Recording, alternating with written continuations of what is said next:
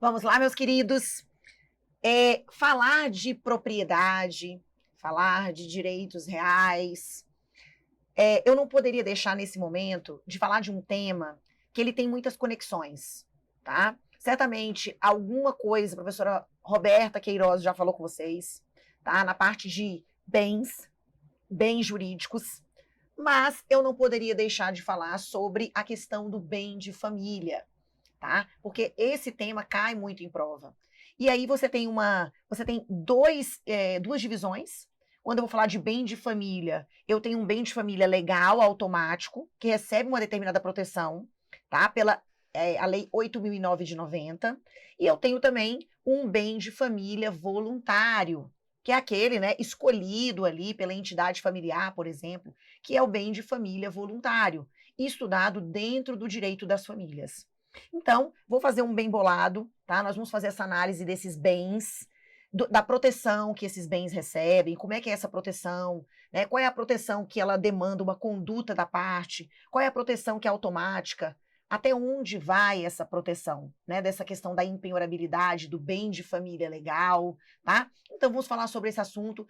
A lei, principalmente essa lei 8.009 de 90, ela é uma lei curtinha, mas ela tem muitas repercussões, muitos desdobramentos na jurisprudência. E eu fiz questão de colocar isso no material, tá bom? Então vamos começar falando aí um pouquinho sobre esse bem, né? É uma propriedade, né? Percebam que a propriedade ela recebe proteção. Nós já sabemos disso, né? A propriedade é assegurada constitucionalmente, é um direito ou garantia fundamental. A propriedade tem que ser exercida de acordo com sua função social. E aí, nessa pegada de proteção, nós temos aí também uma blindagem, que é o mecanismo da impenhorabilidade do chamado bem de família legal. Tá bom? Mas pode voltar aqui comigo, a gente vai trazer aí as considerações. Primeiro, né, temos aí a Lei 8.009 de 90, ela fala sobre a impenhorabilidade do bem de família legal, ok? É uma proteção, tá? Na minha perspectiva aqui, é a proteção do direito social e fundamental à moradia, tá? Que é considerado um direito da personalidade, artigo 6º aí da nossa Constituição. Essa proteção, ela faz parte do chamado patrimônio mínimo ou mínimo existencial, que é aquilo que eu devo assegurar para qualquer indivíduo, para que ele tenha assegurada, né, em última instância aí, a sua dignidade humana, tá? Então eu tenho aí, ó, patrimônio mínimo ou mínimo vital. E aí eu coloquei proteção do homestead, né, local do lar, instituto nascido na República do Texas, tá? Então é de inspiração norte-americana. Mas lá, Raquel, vamos evoluir, vamos. Gente, basicamente, é possível dizer que se trata de uma qualidade que se agrega a um bem imóvel e seus bens móveis, né? Imunizando-os em relação a credores, como forma de proteger a família que nele reside, tá? Na verdade, qual é o meu posicionamento? Eu entendo que o bem de família, a impenhorabilidade do bem de família, na verdade, é uma lei que ela não existe para proteger a família. Ela está ali para proteger, já comecei falando sobre isso, é o direito constitucional à moradia. Até porque pessoas solteiras, pessoas viúvas, pessoas divorciadas, elas também podem invocar essa lei. E aí, por mais que haja quem defenda a família, né, single, família constituída de uma pessoa só, eu não compartilho desse entendimento. Então, para mim, não é uma proteção em si da família, mas é uma proteção do direito constitucional de moradia. Tá bom? Mas aí a gente vai evoluindo, pode voltar aqui. Espécies de bem de família. Bora! Bem de família convencional ou voluntário, artigo 1711 ao 1722, tá? Aqui, gente, o nome diz bastante coisa, né? Ele é um bem de família convencional ou voluntário, parte de uma escolha. Quem é que pode instituir o bem de família convencional ou voluntário? Gente, cônjuges, entidade familiar e os terceiros, ok? Forma o modo de instituir. Como é que a gente institui? Escolhe que um determinado patrimônio vai ser meu bem de família, por meio da escritura pública ou testamento. Depois, Raquel, aqui, gente, imagina, se um casal tem 3 imóveis, Raquel, eu quero instituir esse imóvel aqui onde a gente mora como um bem de família. Tá? Ele é o bem mais valioso, é aqui que a gente mora, então a gente pode instituir esse bem, como bem de família? Pode. Só que a gente tem o quê? Vai ser por escritura pública? Vai ser por testamento? Tem limitação, tá? Você não pode sair blindando todo o seu patrimônio contra os credores, porque isso pode até representar uma fraude, né? Mas imagina, se você tem 3 imóveis, tá? Onde você alternadamente reside e tudo mais. Raquel, se eu não instituir o bem de família, qual desses bens estará protegido pela impenhorabilidade? Pela Lei 8.009 de 90, é o bem de menor valor. Se você tem 3 ou mais, né? O bem de menor valor. Raquel, mas eu não quero. Então você tem que instituir qual deles você quer. Só que aí, olha o detalhe, tem limite, tá? Quando eu falo em limites aqui, é 1/3 do patrimônio líquido da pessoa que o instituiu, tá? Então, quando a gente institui um determinado bem como bem de família, ele se torna impenhorável e inalienável, tá? Então, eu só posso comprometer 1/3 do patrimônio líquido, tá? Da pessoa que o instituiu. Isso aí é uma forma também de proteger os credores, para que não haja fraude, tá? Então, já sei, Raquel, pode ser o cônjuge, a entidade familiar, pode ser um terceiro, não pode ultrapassar 1/3 do patrimônio líquido e tem que ser por meio de escritura pública ou por meio de testamento. Tranquilo, tá? O que nós encontramos aqui? Bem de família voluntário ou convencional. Começamos com o Código Civil, tá?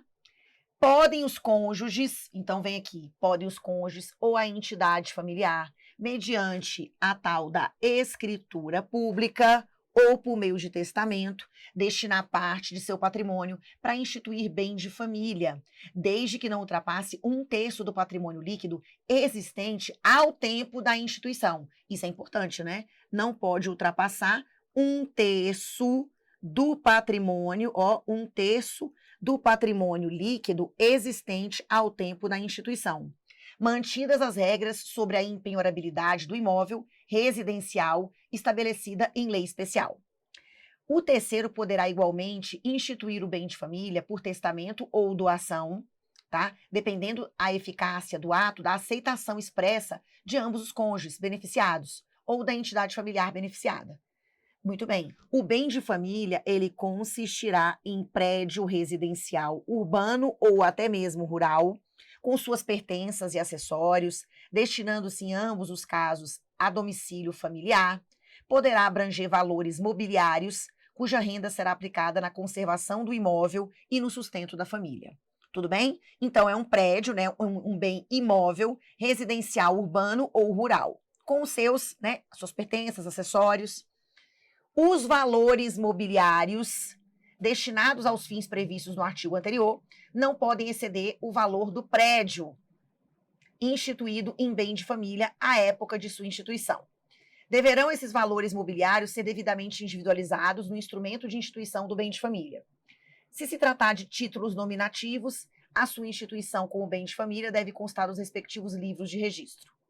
O instituidor ele pode determinar que a administração desses valores mobiliários seja confiada a uma instituição financeira, bem como disciplinar a forma de pagamento da respectiva renda aos beneficiários, caso em que a responsabilidade dos administradores obedecerá às regras do contrato de depósito.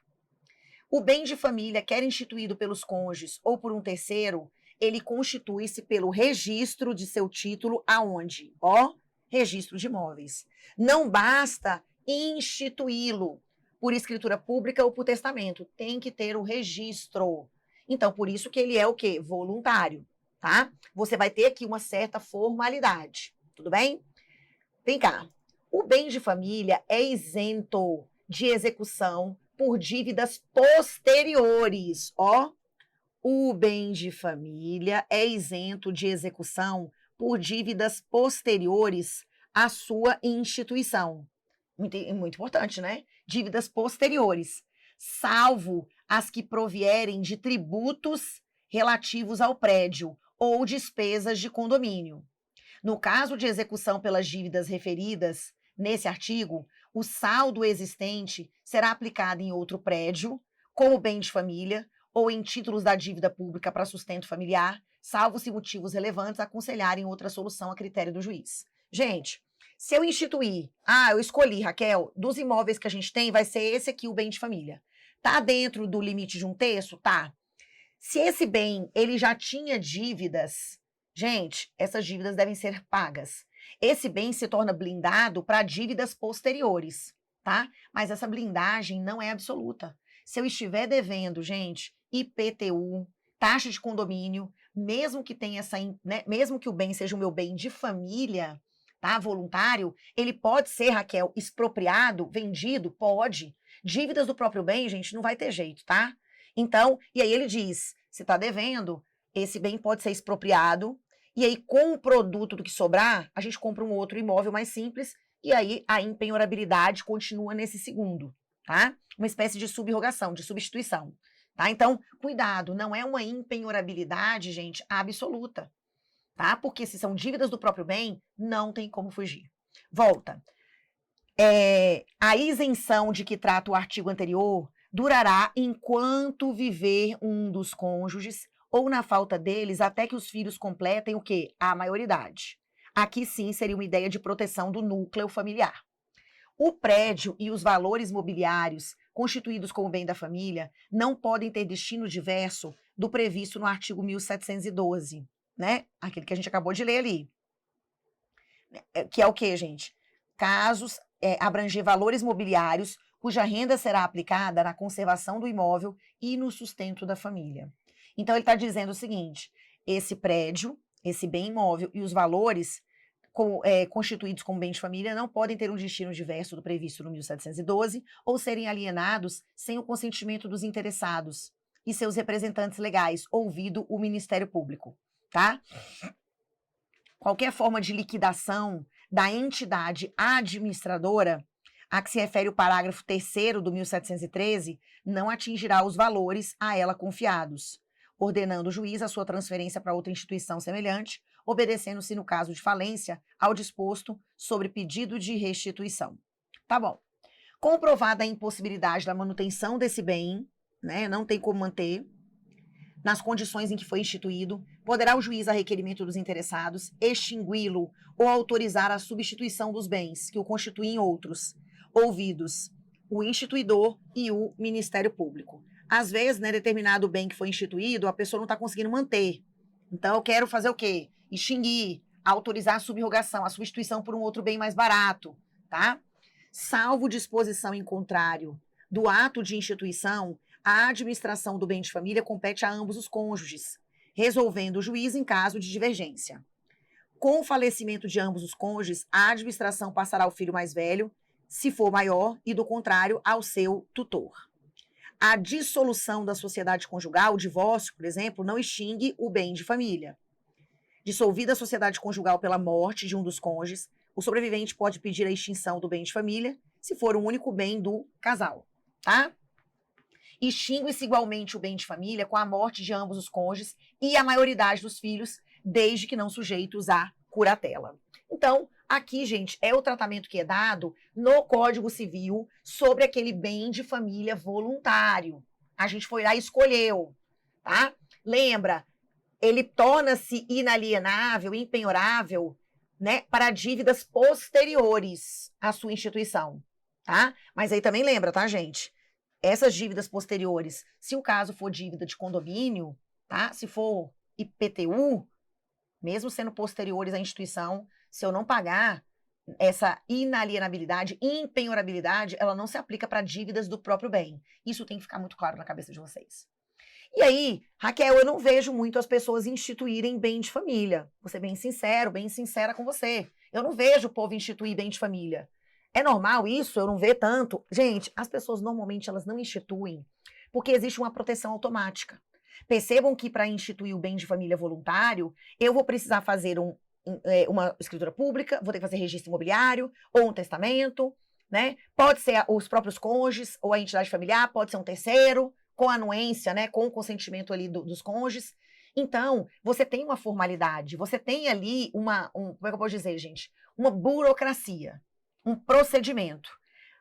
A Lei 8.009 de 90, ela surge como uma proteção automática. Só que é igual eu falei para vocês, se tem mais de um imóvel, vai recair sobre o de menor valor.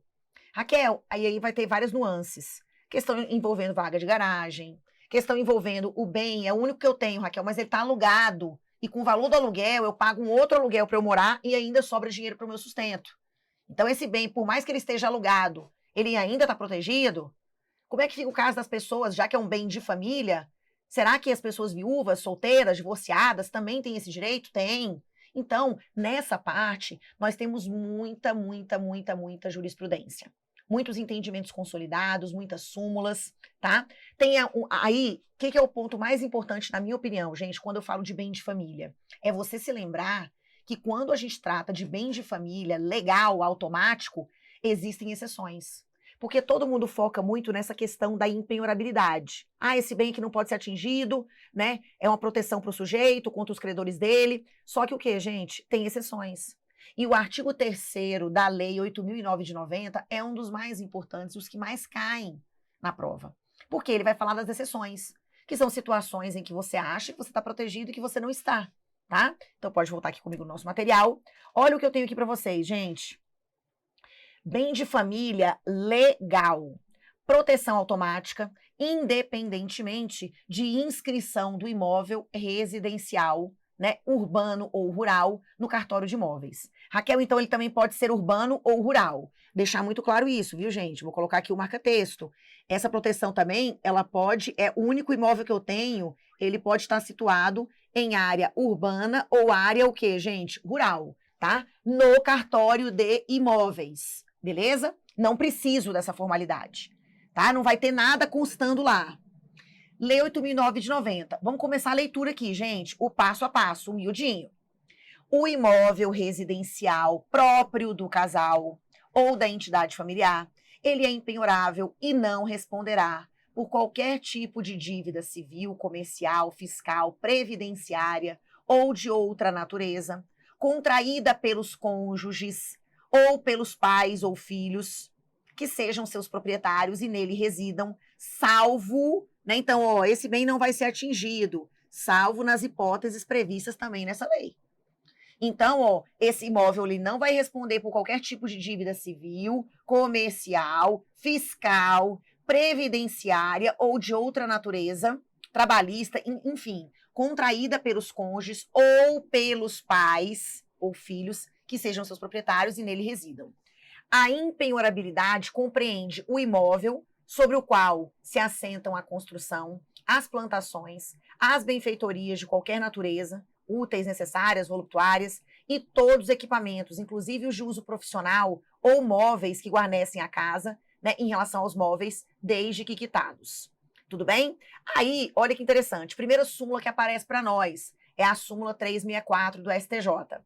O conceito de impenhorabilidade de bem de família abrange também o imóvel pertencente a pessoas solteiras, separadas e viúvas. Então, essa questão chegou até o STJ em determinado momento da história, porque se eu ficava falando bem de família, bem de família, bem de família, aquelas pessoas que não se casavam, elas começavam a achar que estavam excluídas, né? Porque hoje, gente, você encontra um ou outro autor civilista que vai defender a existência de uma família single. Uma família o quê, gente? Constituída de uma pessoa só. Eu, particularmente, tá? Eu, Raquel, não concordo, tá? Porque família, se você pega até mesmo, gente, a origem da palavra família, ela é da ideia de conjunto, né? Ela dá a ideia de junção de pessoas, de indivíduos, de sujeitos, né? Hoje você tem, por exemplo, a família multiespécie, que você tem o quê? Seres humanos e também os animais de estimação, tá? Mas sempre a ideia de o quê, gente? Dois ou mais. Dois ou mais. Então, na minha perspectiva, tá? Eu não consigo visualizar uma família single. Entendo que você pode denominar esse, né, a opção do sujeito de várias maneiras, mas não como família, tá? Mas vamos lá, Raquel. A pessoa solteira, a pessoa separada, né, hoje, melhor dizendo, viúva, né, divorciada ou viúva, ela também está protegida. Muito bem. Aí nós temos a súmula 205 do STJ, que diz que penhora, olha que interessante, execução, hermenêutica, impenhorabilidade do bem de família. Aplica-se a penhora realizada, essa lei, que é de 90, aplica-se a penhora realizada antes de sua vigência, tá? Isso está previsto na súmula 205 do STJ. Beleza. Artigo 2º da lei. Vamos evoluindo, gente, até a gente chegar no pipoco do trovão aqui, tá? Excluem-se da impenhorabilidade os veículos de transporte, as obras de arte e os adornos suntuosos. Então, ó, não está embutido nesse conceito, excluem-se da impenhorabilidade os veículos de transporte, as obras de arte e os adornos suntuosos. No caso de imóvel locado, imagina, Raquel, imagina, eu só tenho esse imóvel aqui onde eu moro, mas ele não é meu, ele é alugado. Então, assim, gente, esse imóvel não vai ser penhorado para pagar minhas dívidas, porque o imóvel não é meu, tá? Então, como é que fica o imóvel quando ele é alugado? Mas, Raquel, tem as coisas que estão aqui dentro da casa, que são minhas, né? Minha geladeira, minha cama, minha TV, meu sofá. Então, ó, no caso de imóvel alocado, a impenhorabilidade aplica-se aos bens móveis quitados, que guarnecem a residência e que sejam de propriedade do locatário, observado o disposto nesse artigo. Então, ok. A jurisprudência do STJ tem reconhecido a proteção do bem de família legal para os seguintes bens móveis quitados: televisão, freezer, computador, né, ar-condicionado e até mesmo um teclado musical. Gente, esse aqui do teclado musical, vocês vão ler esse julgado aqui, percebam que ele é um julgado de 1999, né? Vocês já sabem, quando a gente estuda, por exemplo, esse tema que eu estou dando aqui para vocês, ele tem total conexão com a parte de execução do processo civil. Quando a gente vai atrás dos bens para penhorar do sujeito. Então, ali naquele momento começam a surgir os bens impenhoráveis, os bens que estão protegidos. Então, o que acontece, gente? Muitas vezes, o ar-condicionado já foi considerado em outros momentos da história como um bem supérfluo, que poderia ser o que é atingido para o pagamento de dívidas. Então, hoje, são bens essenciais. O próprio computador, o acesso, né, gente, à realidade digital, né? Isso faz parte até de um aspecto cultural, intelectual, né? Esse caso do teclado foi uma questão, ele entendeu que era direito também ao lazer, né? À cultura, ao lazer, tá? À diversão. Então, normalmente, quando a pessoa ela tem bens móveis em duplicidade, mais de uma TV, mais de uma geladeira, né, mais de um computador, normalmente os juízes autorizam a penhora de um deles, né? Porque assim, gente, eu tenho que resguardar para você o mínimo existencial. Então, o quê? Você não precisa ter uma televisão em cada cômodo da casa. Eu posso penhorar as outras e deixar você com uma, né? Te deixar com um computador, né, te deixar aí, né, a questão do ar-condicionado, entendo eu que ela, né, em determinadas localidades também, se torna essencial em todos os cômodos da casa, né, por causa do clima. Então, hoje, tudo isso é analisado de maneira casuística. É caso concreto, é caso a caso. Então, esse caso do teclado musical, que é um julgado bem antigo, ele diz: parece-me mais razoável que em uma sociedade marcadamente violenta como a atual, seja valorizada a conduta dos que se dedicam aos instrumentos musicais, sobretudo quando, sem o objetivo do lucro, por tudo que a música representa, notadamente em um lar e na formação dos filhos, a dispensar maiores considerações. Ademais, não seria um mero teclado musical que iria contribuir para o equilíbrio das finanças de um banco. Então, é interessante, né, o julgado, só que assim, gente, percebam que aqui, imagina, se eu estou devendo 800 mil para um banco, para que o banco vai penhorar, gente, um teclado musical? O que isso vai representar de utilidade para essa execução? Né? E aí, no contexto, com certeza, ele demonstrou o quê, gente? Que apesar do teclado, né, ele não exercer profissão, não era músico, nada disso, mas ele entendeu que isso aqui fazia parte, o quê, gente? Estava naquele contexto do mínimo existencial, né? De uma questão, como eu disse para vocês, de lazer, de cultura, tá? Então, volta aqui para mim. Leciona Teotônio Negrão que, de acordo com a Lei 8.009 de 90, a jurisprudência tem considerado impenhoráveis quando guarnecem a residência do devedor. Aparelho de som, de televisão, armário de cozinha, dormitório, estofado, fogão, freezer, geladeira, guarda-roupa, jogo de jantar, máquinas de lavar, né, máquinas de lavar louça e roupa, passador e secadora de roupa, micro-ondas, teclado musical. Por outro lado, são considerados penhoráveis aparelho de ar-condicionado, como eu disse para vocês, hoje já não mais, por causa da nossa questão climática. Telefone sem fio, hoje o povo nem tem mais, né, gente? Filmadora, máquina fotográfica, aparelhos elétricos e eletrônicos sofisticados, bicicletas e piscinas de fibra de vidro. Alguns desses bens são reputados como bens suntuosos pela jurisprudência. Então, gente, aí, como eu disse para vocês, é muito variável, de acordo com o caso concreto, tá? Bens em duplicidade. Eu já expliquei, coloquei até aqui um julgado para vocês, né? Bens móveis em duplicidade. O que a gente percebe é que quando você tem mais de um, nada impede que um deles seja penhorado, tá? Porque aqui, gente, Na verdade, se você observar bem, eu tenho que sopesar os interesses do credor com a questão da dignidade humana do devedor, né, a questão da menor onerosidade, tá? Então, é sempre uma questão de equilíbrio. Pode voltar aqui comigo. Olha aqui que eu coloquei para vocês da jurisprudência. Súmula 486 do STJ. É impenhorável o único imóvel residencial do devedor que esteja locado. Aqui, gente, eu só tenho uma casinha, tá? Eu só tenho uma, mas ela está alugada. É impenhorável o único imóvel residencial do devedor que esteja locado a terceiros, desde que a renda obtida com a alocação seja revertida para a subsistência ou a moradia da sua família. Então, essa matéria foi sumulada, tá? Aí eu coloquei até uns julgados aqui de 2003. O fato de um único imóvel residencial vir a ser alugado não o desnatura como bem de família, quando comprovado que a renda auferida destina-se à subsistência da família. Então, a matéria foi sumulada, súmula 486, tá? Só que assim, gente, tudo bem, o único imóvel que eu tenho, residencial, ele tá alugado. Mas eu preciso provar, o ônus da prova é meu. Se esse bem for atingido, eu tenho que demonstrar que essa renda do aluguel é revertida para a minha subsistência, para a subsistência da minha família, tá? Bem de família indireto. Aí tem penhora de imóvel, bem de família, locação a terceiros, tá? Eu coloquei aqui alguns julgados para vocês. Interessante também, único imóvel do devedor em usufruto para a mãe dele. Moradia da mãe idosa. Eu achei esse julgado super interessante, gente. Esse aqui é de 2012. O caso sob análise encarta a peculiaridade de a genitora do proprietário residir no imóvel, a genitora, na condição de usufrutuária vitalícia, e aquele, por tal razão, habita com sua família um imóvel alugado.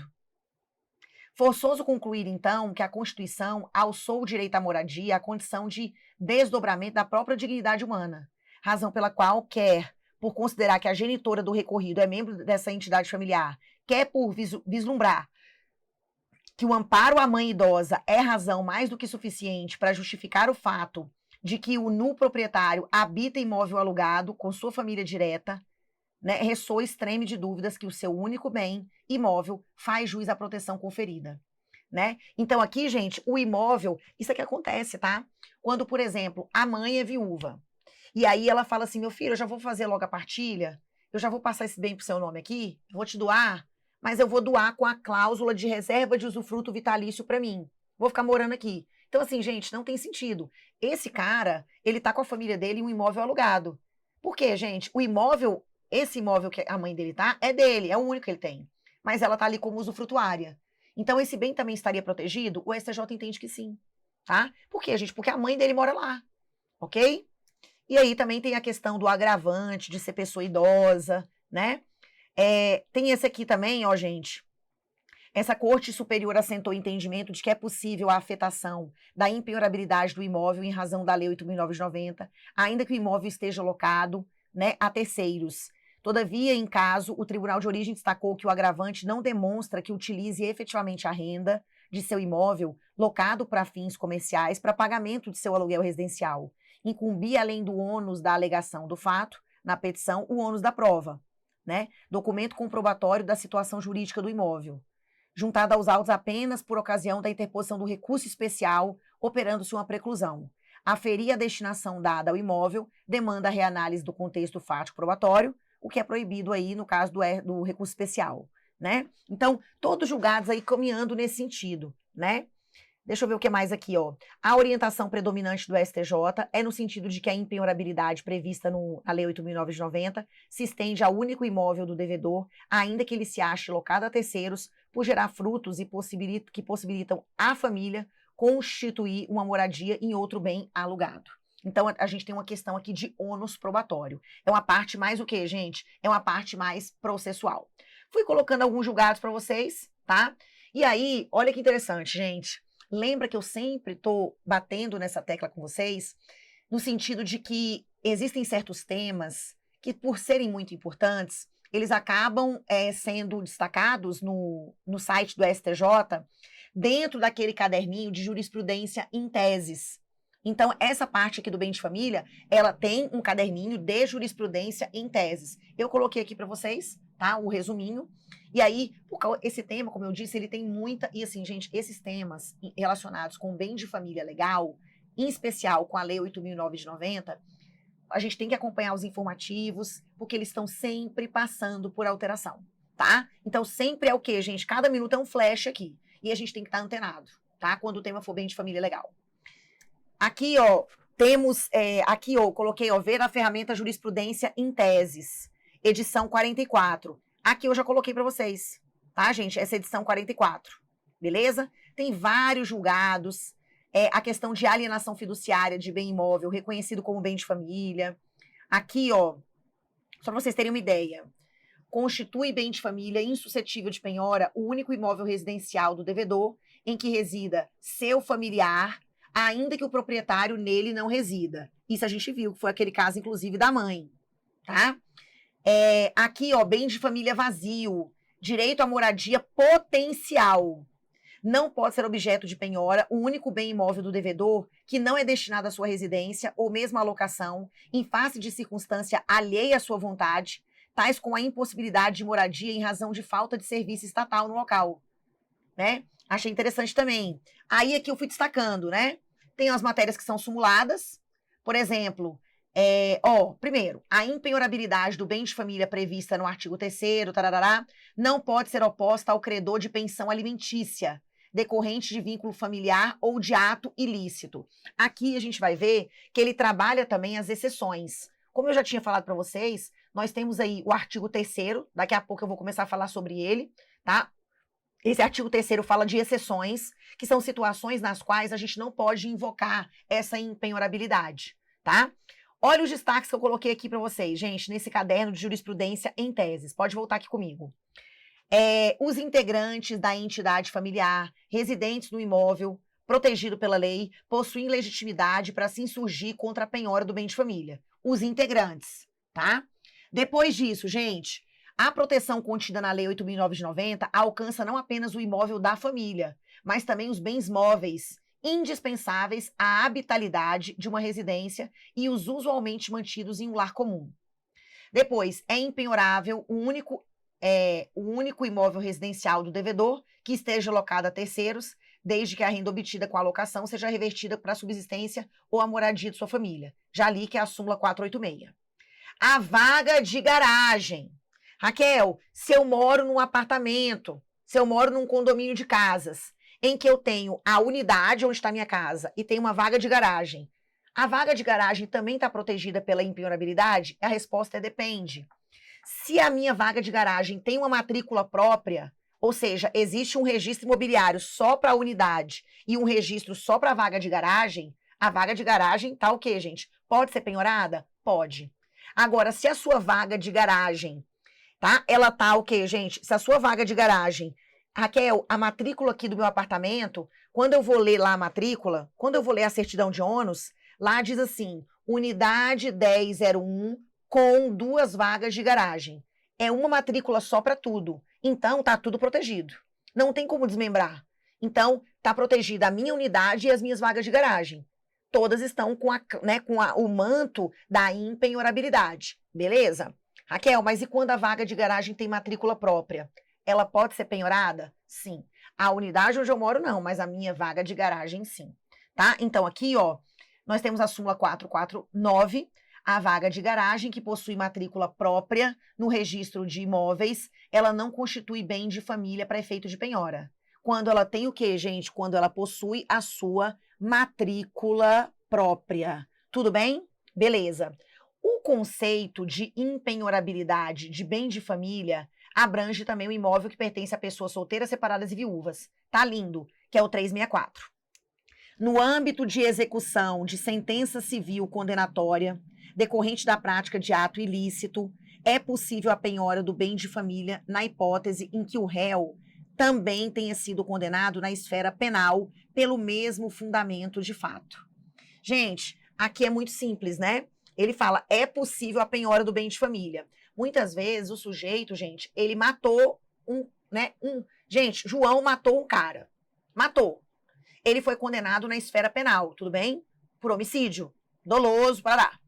E aí, a família do João, que foi a vítima, quer obter os efeitos civis dessa sentença penal condenatória transitada em julgado, tá? Percebam, já houve uma condenação na esfera criminal. Raquel, eu quero pedir indenização por dano moral, porque eu perdi meu marido. Eu quero pedir alimentos indenizativos ou ressarcitórios. Beleza. Isso é no âmbito cível. Raquel, mas aí, nesse momento, eu posso pedir a penhora do único imóvel que ele tem? Pode ou não pode? Pode. Ele não estaria protegido por essa impenhorabilidade, tá? Então, aqui, ó, no âmbito da execução de sentença civil condenatória decorrente da prática de um ato ilícito, é possível a penhora do bem de família, na hipótese em que o réu também tenha sido condenado na esfera penal. É possível a penhora do bem de família quando a dívida exequenda for decorrente do contrato de compra e venda ou de promessa de compra e venda do próprio imóvel.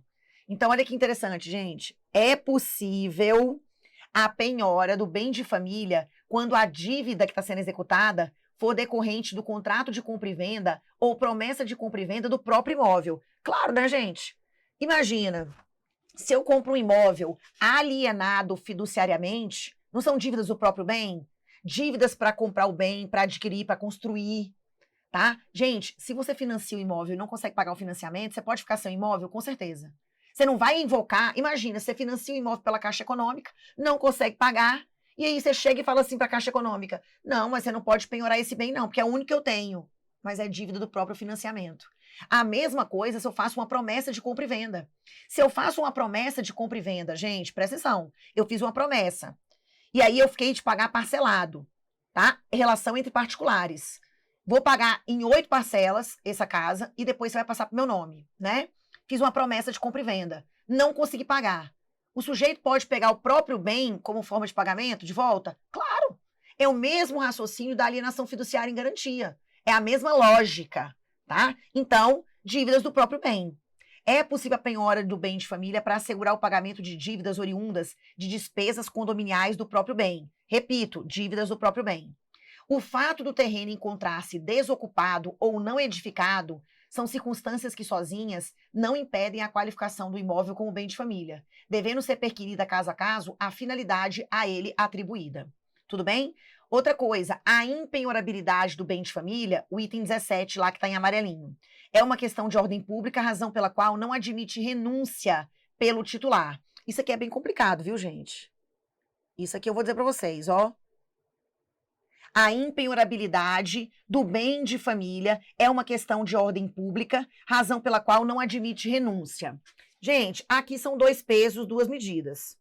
Quando o casal contrai o empréstimo a bem da família e o casal dá o bem em hipoteca, eu dei o bem em garantia, tá? Nós demos o bem em garantia e a gente não conseguiu pagar o empréstimo, a gente pode ficar sem esse bem? Sim. Raquel, mas não é o único. Só que quando eu dei o bem em hipoteca, eu renunciei à impenhorabilidade. E essa renúncia é aceita, porque está na Lei 8.009 de 90. Olha que interessante. Agora, se eu estou no meio de um processo, aqui eu quero que vocês entendam, gente, pode parecer aqui 2 pesos, 2 medidas, tá? Se eu dou esse bem em hipoteca, deixa eu colocar isso aqui para vocês vão ver, tem muitos julgados, né? Mas olha aqui, deixa eu pegar esse aqui específico. Pode voltar aqui comigo. Essas são as exceções, que são situações nas quais eu não estou protegida pela impenhorabilidade. Me acompanha aqui. A impenhorabilidade, ela é oponível em qualquer processo de execução civil, fiscal, previdenciária, trabalhista ou de outra natureza, salvo. São exceções. Olha o que nós temos aqui, gente. Para a execução de uma hipoteca sobre o imóvel oferecido como garantia real pelo casal ou pela entidade familiar. Se o casal contraiu uma dívida, deram aquele imóvel, era o único que eles tinham. Eles deram em hipoteca. Depois não conseguiram pagar o empréstimo. Eles podem ficar sem esse bem? Sim. Porque você deu o bem em hipoteca, você deu voluntariamente o bem em garantia real. Então eu digo para vocês, eu renunciei ou não renunciei a essa impenhorabilidade? Eu renunciei. E aí, ela é válida? É. Só que aí, imagina uma outra situação, vocês vão ficar meio revoltados aí, tá, gente? Que eu vou colocar bem aqui no finalzinho. Tá lá na frente. Que é uma bem de família ofertado. Eu acabei de falar que no caso da hipoteca, já era. Beijo, não me liga. Cedeu o bem, não pagou, esse bem vai pro pau. Vai ser expropriado. Só que imagina, eu tô aqui no meio de um processo. Eu tô respondendo um processo, tá? Uma execução de uma dívida. E eu, que sou a devedora, ofereço à penhora um imóvel, que é o único que eu tenho. Eu ofereci, tá? Esse bem, a penhora. Lá na frente, quando o bem está perto de ir para o leilão, perto de ser expropriado, meu advogado peticiona e diz assim, não, não pode. Esse bem é empenhorável, é o único que ele tem. Uai, mas você não ofereceu ele a penhora? E aí vem esse discurso. Não, mas você não pode renunciar, né, o bem de família. Como não, gente? Então aqui, ó, entra em cena essa questão do bem de família ofertado. Há uma corrente que diz que é possível, admite-se sim renúncia à impenhorabilidade do bem de família, e existe uma outra corrente que diz que não se admite renúncia à impenhorabilidade do bem de família legal. Então, assim, gente, na minha opinião, isso é uma conduta de má fé.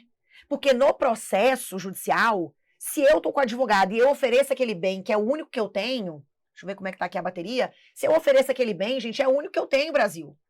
Meu advogado sabe, ele diz, olha, é impenhorável. Mesmo assim, você quer oferecer? Quero pagar a dívida. E lá na frente você volta atrás? Isso não seria violador daquela teoria dos atos contraditórios? A vedação do venire contra factum próprio? Porque você indica o bem à penhora, deixa o credor numa situação de segurança. O credor diz, ufa, ele indicou o bem à penhora, tá tudo certo, vamos só esperar ir para a expropriação. E quando chega na hora do vamos ver, eu falo assim, considerando que eu não posso renunciar, né, à impenhorabilidade, então eu quero que esse bem seja devolvido para o meu acervo patrimonial, eu quero que seja retirada essa constrição. Gente, por favor, né? Só que a gente tem aquele caderno de jurisprudência em teses que diz que você não pode renunciar. Que o único caso que admitir-se essa renúncia seria no caso da hipoteca, né? Que você deu realmente o bem como garantia real. Eu entendo que não tem diferença, tá, gente? Se eu dou o bem em hipoteca, se eu dou o bem, eu indico ele para penhora, já era.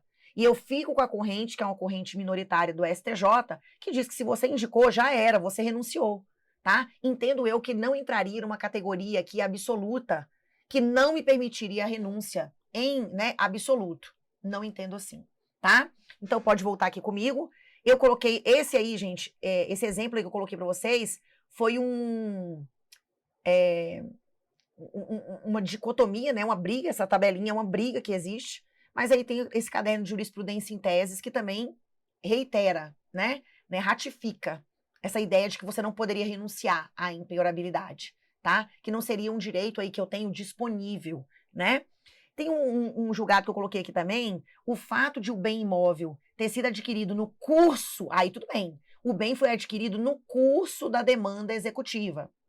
Não afasta a impenhorabilidade do bem de família. Então, as regras que estabelecem hipóteses de impenhorabilidade não são absolutas. Isso é um julgado de 2023. O artigo 3º prevê uma série de exceções. A aquisição do imóvel posteriormente à dívida não configura por si só fraude à execução. Tampouco afasta a proteção conferida ao bem de família.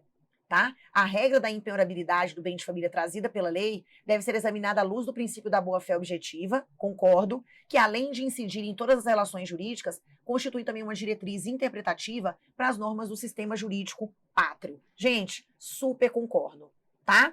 Então, já vou falando desses julgados mais no finalzinho do material, porque a gente volta para as exceções, tá?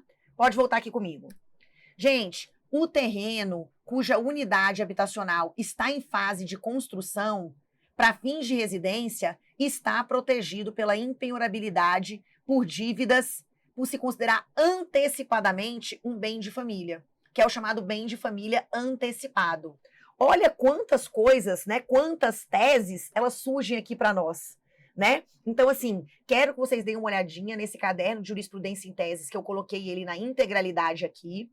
Eu quero falar um pouco agora sobre as exceções, porque a gente não pode deixar essas exceções de fora de jeito nenhum. Calma aí que eu apertei demais. Opa, volta. Então, a gente vai falar um pouquinho sobre as exceções. Gente, as exceções, elas são simples, tá? Deixa eu até colocar aqui um detalhe importante. Cadê? Ele vai falar um pouquinho sobre as impenhorabilidades, tá? No mais, aqui você vai dar uma olhada, gente. Aqui, ó, esse caderno de jurisprudência em teses que eu coloquei aqui, eu já falei sobre alguns, né? Vai falar um pouquinho das exceções também, tá? E aí, olha que interessante também, um que eu quero falar. Ó, a preclusão consumativa atinge a alegação de impenhorabilidade do bem de família quando houver uma decisão anterior acerca desse tema. Então, se eu já falei, né, e isso já houve manifestação do juiz, então a gente vai ter uma preclusão consumativa, tá? Vou passando aqui, gente. Raquel, quais são, então, as exceções? Gente, eu já falei de algumas, né? Dívidas do próprio bem. Tem um caso aqui interessante que eu deixei para vocês, que eu quero que vocês leiam depois. Imagina a Raquel. A Raquel, eu tenho meu apartamento é financiado, tá? Alienação fiduciária em garantia. Beleza? Em tese, gente, esse bem não é meu. Eu vou até falar sobre isso com vocês, tá? A questão da propriedade resolúvel, a questão da alienação fiduciária em garantia, tá? Nós temos aí hoje uma lei que trata da alienação fiduciária em garantia de bem imóvel e a alienação fiduciária em garantia de bem imóvel, tá? Imóvel. Então, gente, enquanto o bem está sendo, né, imagina, eu estou pagando ali, esse bem é o único que eu tenho, mas ele ainda não é meu. Só que aí o que, gente? O bem está alienado fiduciariamente. É como se ele também realmente fosse um bem de família antecipado, tá? Porque, gente, é o único que eu tenho. Quando quitar, é o único que eu tenho. Ele vai estar protegido. Então, o fato dele estar alienado fiduciariamente, primeiro que se ele está alienado, o meu credor não consegue nem penhorar o bem em si, né? Em tese, não consegue penhorar o bem em si. Porque o bem não é meu, é do banco. Poderia penhorar os eventuais direitos e obrigações sobre o bem. Mas aí, quando quitar, ele está protegido, porque ele é o único que eu tenho. Entende? Então, eu coloquei um julgado também sobre isso. Gente, uma coisa é certa. Dívidas do próprio bem, não vai ter jeito, né? Então, o quê? Vou perder, Raquel? Vou. IPTU, taxa de condomínio, financiamento. Não honrei com a promessa de compra e venda daquele imóvel, tá? Como eu acabei de ler no jurisprudência em teses. Beleza? Temos o caso, gente, envolvendo a hipoteca, que eu falei, dada ali pelo casal ou pela entidade familiar, em garantia, cedeu aquele bem em garantia hipotecária.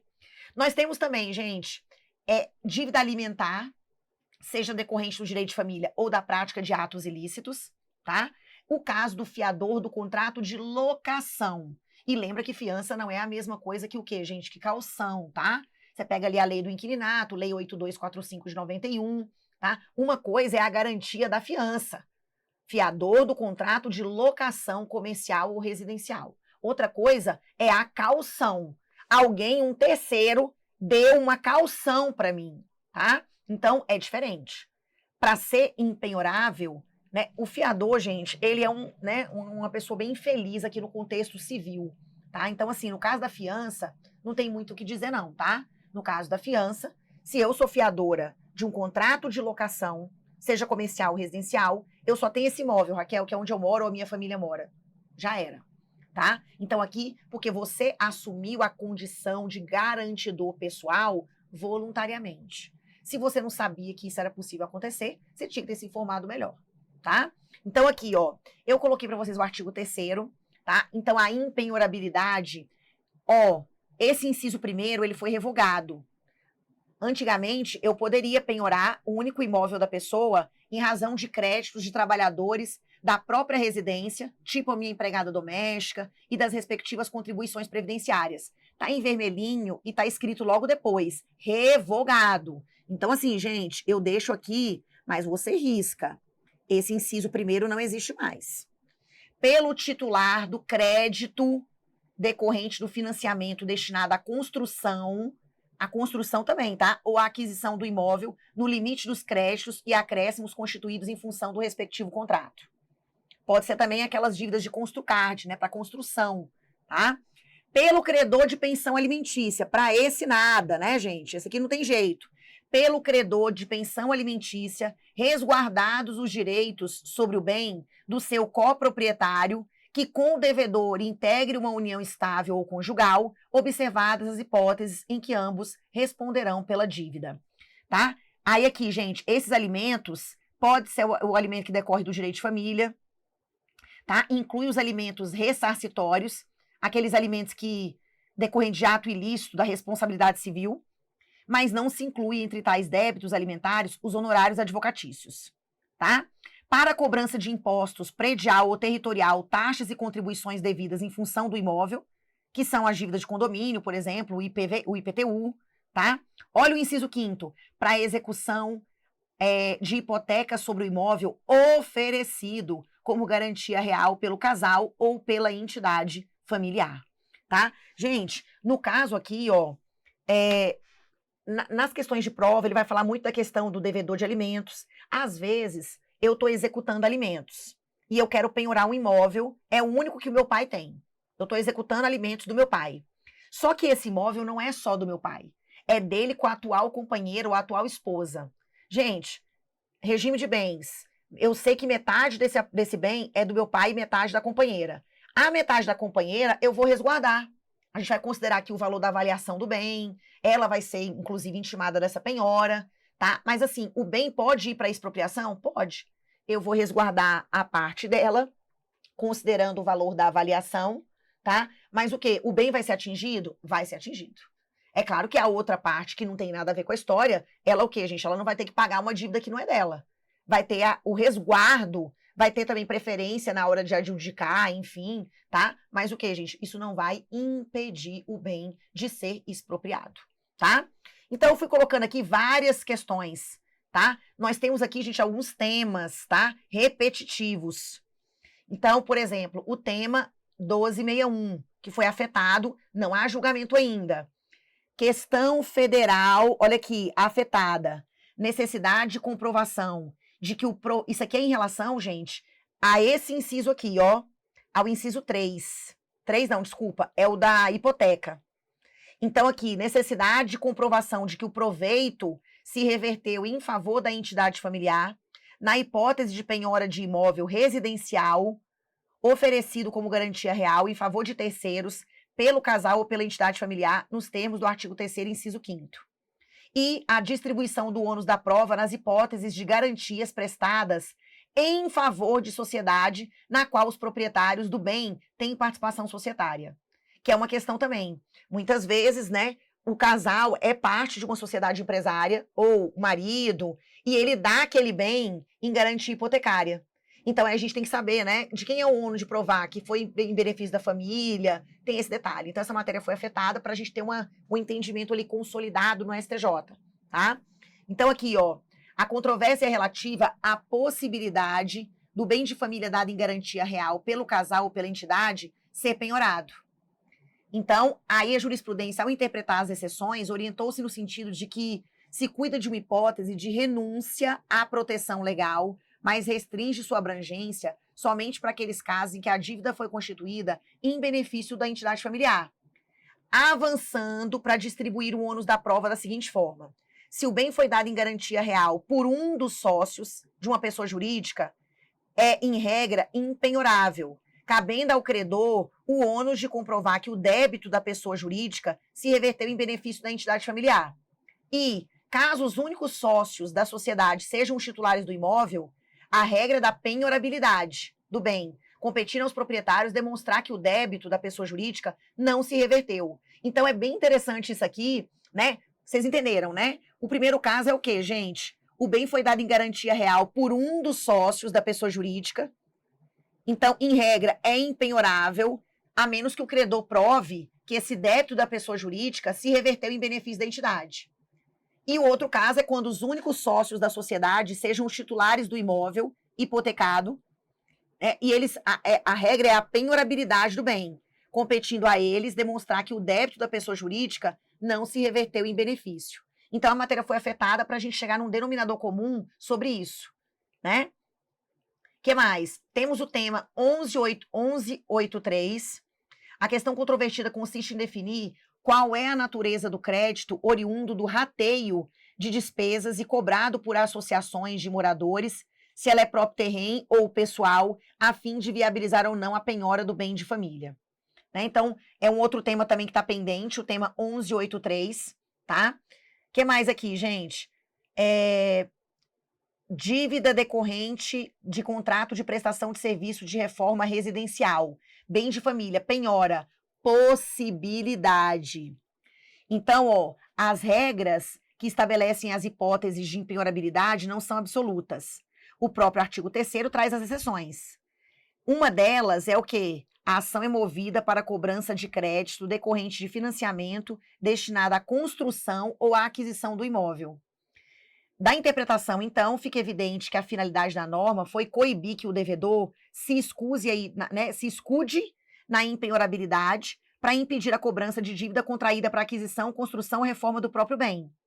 É nítida a preocupação do legislador no sentido de impedir a deturpação do benefício, vindo a ser utilizado como artifício para viabilizar a aquisição, melhoramento, uso, gozo e ou disposição do bem de família sem nenhuma contrapartida. Então, a dívida, gente, relativa a serviços de reforma residencial se enquadra naquela exceção. Então, no particular, o débito objeto de cumprimento de sentença foi contraído pela recorrente junto às recorridas com a finalidade de implementação de reforma no imóvel residencial, razão pela qual incide o disposto no artigo 3º, inciso 2. Então, quando for decorrente da prestação de serviço de reforma, o bem de família pode ser penhorado. Interessantíssimo isso aqui, julgado de 2024, tá? Depois, também é impenhorável, vejam bem, também é penhorável o bem por ter sido adquirido com produto de crime ou para execução de uma sentença penal condenatória a ressarcimento, indenização ou perdimento de bens. Aqui tem aquele misto, junto com a questão penal. Eu até coloquei aqui, para a incidência da exceção da impenhorabilidade do bem de família prevista nesse inciso, é imprescindível a sentença penal condenatória transitada em julgado, tá? Nesse caso aqui do inciso 6º. Obrigação decorrente da fiança, o caso do fiador, que é típico. A gente passou por algumas oscilações, tá? Ah, Raquel, mas você acha isso justo? Será que é constitucional? Porque se o devedor, se o inquilino, ele só tem um bem. Lembra aquele caso que eu falei? Eu tenho um bem lá no interior, eu alugo e com o valor do aluguel, eu pago um aluguel aqui no centro da cidade. E aí, imagina, esse único imóvel que eu tenho lá no interior não pode ser atingido para pagar o aluguel. É o único bem que eu tenho. Mas o pobre do fiador, se ele só tem um imóvel onde ele mora, ele não está protegido. Então, muitos já questionaram se isso não seria uma violação do princípio da isonomia, da igualdade. Gente, isso a matéria já foi e voltou, já houve alguns ministros, até do Supremo, numa versão mais antiga, que defendiam a inconstitucionalidade desse inciso que fala do fiador. Mas, no final das contas, depois de muitas oscilações, porque o STF também deu uma de doido, num tempo desses aí, e ele disse que se você fosse fiador do contrato de locação comercial, você estaria protegido. E aí gerou, gente, uma polêmica, um problema, um BO, só que depois o próprio STF voltou atrás, no julgamento de uns embargos de divergência, a matéria também foi afetada no STJ, porque deu um rebuliço danado, e hoje voltamos para o tempo de calmaria. Então, mesmo eu, gente, a proteção, essa impenhorabilidade, o fiador, seja ele de contrato de locação comercial ou residencial, não interessa, ele não está protegido pela impenhorabilidade. Se você resolveu ser fiador, você tem a pessoa para quem você foi fiador, o afiançado, não pagou nada, deixou um rombo, você só tem a casa onde você mora, você vai ficar sem ela, tá? Então aqui, existe a súmula também 549 do STJ, que diz que é válida a penhora do bem de família pertencente a um fiador de contrato de locação, é válida a penhora. Eu até coloquei para vocês aqui, gente, uma série de julgados. Outra coisa, não confundir fiança com caução, tá? Então, quando é caução, gente, o sujeito tá protegido, o sujeito que deu bem em caução, tá? Tá protegido. Caução é uma coisa, fiança é outra, o imóvel dado em caução, em contrato de locação comercial, que pertence a determinada sociedade empresária e é utilizado como moradia por um dos sócios, recebe sim a proteção da impenhorabilidade. Mas por quê? Porque caução é diferente de fiança. Aqui a gente não pode dar uma interpretação extensiva, tá? Coloquei vários julgados sobre isso. Aqui, deixa eu ver aqui, já falei da sentença penal. Aqui alguns entendimentos do Supremo, se é constitucional ou não penhorar o único bem do fiador. A divergência que se instaurou no STF sobre o fiador do contrato de locação comercial, tá? E aí eu coloquei para vocês qual é o entendimento que predomina, Então, ó, é constitucional a penhora do bem de família pertencente ao fiador do contrato de locação, seja residencial, seja comercial. Esse é o entendimento que prevalece, tá? Depois coloquei também o entendimento do STJ, seguindo a mesma orientação, tá?